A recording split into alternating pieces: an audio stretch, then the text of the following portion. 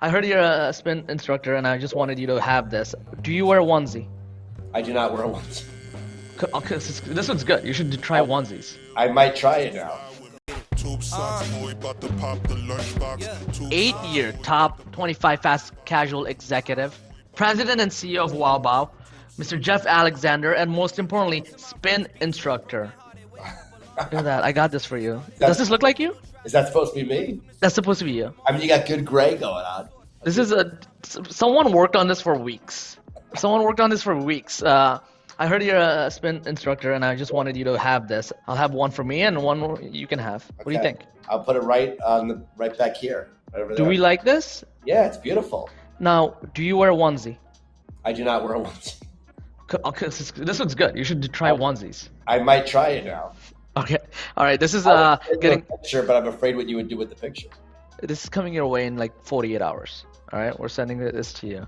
I hope it's on your wall. I know you have no space left, despite all the words you have, but I hope you make some space there. Maybe on that table right behind you. Yeah, I'll find a good place for it. Don't worry.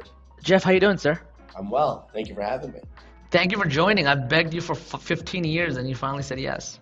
I needed you to have more than a couple of listeners. We are in double digits now. Yes. Well, listen, thank you so much for joining. I feel like it's hard to interview friends because it's just like you're doing it a little bit for yourself and a lot for the audience versus if you meet someone new, you're doing it mostly for yourself and it's different. So it's hard being formal with you this way. I was afraid you were going to say that we've stopped being friends. Let's stop being friends so we can have a killer podcast and maybe we pick it back up. Okay. But it has to be damaging the way we ended, like hard to repair. Don't say that you're recording this. We'll just hit pause. Yes, we'll hit pause. All right, first question. You did like 20 plus years at Lettuce.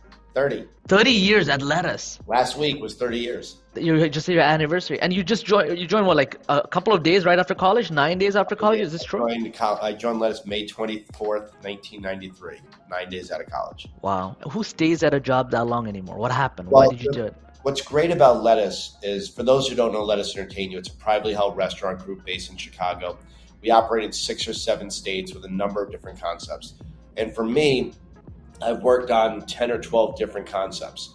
And if you do the straight math, it's basically every 2 years I had a new job. It doesn't really work out that way because now I've done Wow Bao since 2009. So I've been with Wow Bao for 14 years.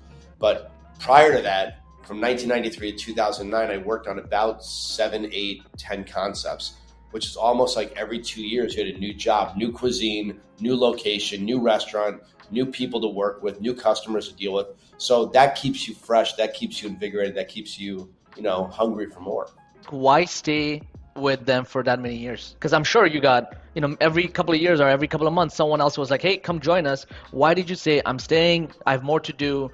What was it about Lettuce? Richard Melman, our founder, and Kevin Brown, our CEO, are two of the most impactful and fantastic mentors I've ever had. I've learned so much. And Lettuce Entertain You is really a college course for entrepreneurs. You get an opportunity to be your own boss and really take responsibility. Now, that being said, and to be very frank with those that are listening, I got very unhappy at Lettuce at one point. My career wasn't moving. It wasn't going the direction I wanted it to. I didn't feel like I was having success. And I was actually out interviewing. Back in 2015, 2016, late 14, I started interviewing with other companies. And through that interview process, I got introduced to John Shulkin and Antonio Gracias of Valor Equity Partners. I thought I was on an interview meeting. Maybe they thought we were just meeting to become acquaintances.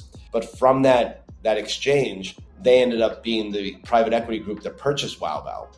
And now I've become their partners, and Lettuce is still involved, but it opened up a new door for me to really expand my career in a way I wasn't able to before. How small was Wow Bao at the time? We had 5 restaurants. No. 5 locations. Yeah, we had 3 or 4 airport locations, 5 brick and mortar, 2 locations on college campuses, and a handful of grocery stores. Okay, and today it's everywhere. Can you give us the scale? Can you give us a scale at where it is today and the ramp up? Today we're at 3 brick and mortar. So we actually grew to 8, but COVID, unfortunately, we lost a couple during COVID. But we have, at the end of August of this year, at the end of summer, we will be in 1,500 sushi counters inside grocery stores with our Take It In program. We'll be in close to 3,500 or maybe even 4,000, 4,000 grocery stores with our frozen product. We have 6 airports right now. Number 7 will open up this fall in Salt Lake City. Partnered with a dark kitchen program where we allow other restaurants to sell our food out their backdoor third-party delivery. And since we launched that in April of 2020, we have 700 locations across the U.S. and Canada right now. Wow. And we have hot food vending machines. Don't forget that. Yeah, I tried it. I tried it at NRA. You guys had the best booth, best people, and you had a little bit of everything. You had people cooking, you had the vending machine, you had tech, you had everything together. I think you guys had the best booth at NRA. Thank you. Yeah, thank you. We showed off the 4 verticals that we do. We had the vending machine there. We have about 40 machines deployed across the country right now. We had our vertical for our grocery and grocery fresh. Then we showed off our non-traditional, and then we showed off the dark kitchen. So we had a lot of different things going on in the booth. Okay, so you started here. Wow Bao's here, right? Like, there's a huge ramp. Looking back, it's a beautiful story. What was the vision back then, and how much did you have to pivot, or was this exactly what you guys had vision? Like how messy was the journey from back then? The messy is always journey. I don't think anybody has a clean journey. And if you have a clean one, you probably aren't scaling as fast as you could. For us, we had the idea to do the dark kitchen.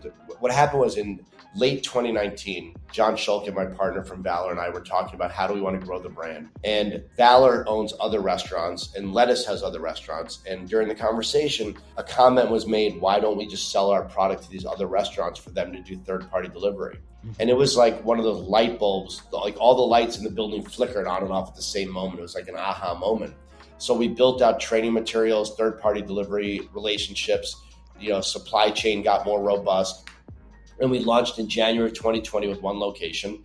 And then COVID hit and it became hockey stick growth, like once in a lifetime type of ramp up because nobody could do in-room dining, in-house dining. It was all delivery only. And people needed as much revenue as they could get. So we were set up for success. Now, as people are coming out of COVID and dining rooms are back and people are enjoying the restaurants as they should be, there is still this revenue center that is on still a major growth platform, and people are enjoying having that extra money. So we see a lot of opportunities still coming our way, and we believe there will be a lot more opportunities as we continue to grow. I love that. And I love the Wow Bao journey. I think you guys are just, one of the things we try to do here at Lunchbox is like, hey, can we push the conversation forward? We try to do that. And I think no one does it more and better in food or food tech than Wow Bao. Like, you guys are doing some interesting things with Web3. People who are serving food don't go that far on their own. Usually a partner helps them. It seems like you guys have a similar ethos. Why go into Web3? Why constantly push the boundaries? Like, what's your mindset? What are you thinking? What are the conversations like within your, operating team? Yeah, I just want to go back to your last question where you asked about how the journey is. We have an internal saying that we're building the plane as we're flying it, right? Like, we are all hands on deck all day, every day to make sure that our partners are successful. And, we make messes and we clean them up quickly. And I think that's what's important when you're growing an organization, is to recognize where the faults lay and figure out how to make them better. But for your question about getting into technology and taking on these different things, technology has always been important to me. 2010, we had self-ordering kiosks. In 2012, we had mobile gift cards where literally I can meet you on the street and text money to your phone so you can eat at Wow Bao. 2010. That company went bankrupt, so we don't have that anymore. But it was a great way as an emerging brand of people who never heard you. I could just meet you and send $5, $20 right to your phone, and it would work as a debit card off your phone. Before Venmo. This is before Venmo. This is way before. In 2017, we had fully automated front of the house restaurants where you'd order off of your iPhone or Android device or in our kiosks in house, and it was a wall of electric cubbies that were all animated with different things going on. And when your food was ready, your name would appear on the cubby and you would double tap, open it up and grab your food with zero human interaction. We had a couple of those stores. So we've done a lot with technology over the years. When we look at Web3 and the NFT space, what's been very successful for Wow Bao is that we've always been an adopter of technology early. And when you're an adopter of technology early, The first thing is you have the ability to help write the narrative of where that technology is going because you are literally out there testing it and giving feedback. The second thing is any technology in the restaurant space is not made by restaurant people. So we all have to conform our business to fit the technology. No matter how good that tech is, if you want it, you have to change your business. That's why the restaurant industry is slow to adopt technology. Mm-hmm. What I found is because we have this ability to be an early adopter, is those people who create technology want our input and are willing to make changes to their technology because they see that we can help be a launching pad for them. So that's another reason to get involved early. When you look out in the next 18 to 36 months, as more brands enter the space, we will be so far ahead of them that we will be on to the next thing, or we will pave the way for those people to be that much easier to enter the space. I love that. That's awesome, man. And it's awesome because, as a former restaurateur, watching you do that makes it safer for, other restaurants to do it because the margins are thin. The margins are so thin. It doesn't create an environment where, let's still have fun. And you guys seem to be having a lot of fun and testing a lot. And you guys have such good intention in how you guys are doing it. There's a lot of people who will dabble into things just for press, and you guys seem to always do it as a quickly so the second wave can have a better experience. Yes. I mean, look, I will be selfish. There is a press angle to it, right? I mean, sure. Getting into the Web3 in the last 2 weeks, we have garnered an unbelievable amount of press. When you're early, you get the press, but you also get the headaches, right? So you are paying for that press somehow, some way. And yes, are we doing it to make it better for the industry? Are we doing it better to make it for us to get press? All that's absolutely true. But when you get involved with technology, the most important thing is, A, is it going to make the consumer experience better? And B, is it going to make your employees' lives easier? Either one of those and no, then I don't recommend using the technology. It has to work for both sides of the coin. And if it's going to make your employee job harder, then you have to explain to them why it's making their job harder. What is the ultimate benefit to come out of it? Yeah. If you get buy-in from your team, the world is your oyster, they say, right? You can go anywhere with it. You're too young to know who Ricky Bobby is. And the line in the movie is, if you're not first, you're last. And I just feel that's true when it comes to technology. The amount of energy and fun you can have by being early adopters of things is really, really exciting to us. Absolutely. Thank you for revealing your age. Because, listen, we're both aging the same. There's a couple of years in between, but we're both aging the same. I'm just not aging well. You're being better looking at it than I am. Lies. All right, listen, you've been claiming you're a New Yorker living in Chicago. So we're going to do a quick quiz, pop quiz, real quick quiz. On the spot, I'm going to ask you 5 questions. You're going to say New York or Chicago. All right, I'm going to hit you with different categories, okay? All right. First one, easy one. Who has better pizza? New York. Okay, good. Who has the better sports team? New York. Okay. All right. Who has better gangsters? Probably Chicago. Okay. All right. Fair. All right. One. Okay. But I think New York's gangsters might still be alive. I think a lot of Chicago. they still made it. They still passed it on. Who has better people? Ooh, I got to tell you, Midwesterners are a different breed. It's funny when I go back to New York and I hold the door because you're supposed to hold the door when someone's walking in. You're stuck for 40 minutes because no one else grabs the door. Yes. In Chicago, you open the door for somebody, someone else is like, oh, I got it, and they'll let you through. In New York, you're stuck holding the door. So I thought Chicago is a cleaner, younger, more manageable New York. But New York has the vibe and energy that you will not find anywhere else, and I will always choose New York. So you pick New York? Well, the people, Midwest, nice people. Okay, so he picks Chicago. All right, the comment section will be filled with hate from me and 2 other people. All right, let's do another one. Better Wow Bao members, better recruits, better employees, better team members. Geoff, answer correctly, sir. New Yorkers or Chicago? I got to give a shout out to my current people. Is everyone local? Yeah, we're here in Chicago. Okay, you want to get out of the office. Don't do that to me. We're almost done. Better weather. New York. What else? Did I miss anything? You're going to ask about the hot dogs? I feel like we have better hot dogs, right? Is that not clear? What's better hot dog? There's nothing better than getting a dirty dish dog on the corner of New York City with sauerkraut. Yes. There's nothing better than Papaya's hot dog and Papaya King. But that's my cheat meal. I will tell you, a Portillo's Chicago dog with all the fixings is pretty outrageous. The spicy hot dog from Papaya's with some ketchup and relish. No With a ketchup. Coke, a little bit ketchup. I'm young. I was born in Oh, '91. yeah, Nathan's hot dog is the top of the line you'll ever find. All right. That concludes New York versus Chicago. For the people that Geoff has devastated, or need therapy, or need session, or want to do a class action lawsuit, please, here's link my type form. Let's join in. I'm leading it. I already have lawyers ready. Geoff, thank you for playing that game. Thank you. All right. I hope I won. I think you did well. I think you answered like a New Yorker would, honestly. Yeah. And I think for that you will survive. I was hanging out with you brought your daughter to award ceremony. Yep. Thank God you won that night. Otherwise, that's embarrassing, right? Like no one wants to go hang out with their dad and he didn't win. And you did win. And I was talking to her and I was like, "Is he like? Do you know your dad's famous?" She's like, "I realized it like a year ago. He's famous." And then I was like, "Tell me what is famous. Huh? Famous. How about well known? That's not famous. Famous is the word I used, and she confirmed that she's now aware you're famous. And I was like, "How is he like at home?" And he's like, he's always. And I just this is not a question. This is more so a little bit about Geoff. He's always available. He's always around, and when he's not around, he's streaming our games and our events from the office.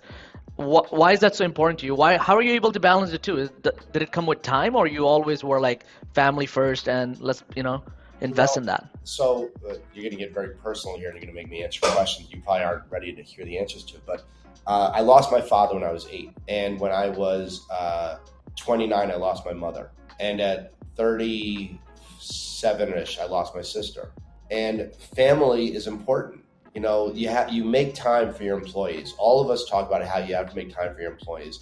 You have to make time for your family. You also have to make time for yourself. I mean, it's very important to remember to take time for yourself. You say that I'm very generous with my time. There's a story that I heard. I met 2 different people in my life. They explained to me how when they were both in college or grad school, they reached out to Richard Melman to ask him some questions. And Richard Melman, the founder of Lettuce, probably the hardest working man I've ever met in my life, took both of their phone calls separately. These might be years apart, I don't know. Gave them each 15 minutes, and how they then became somebody in the industry.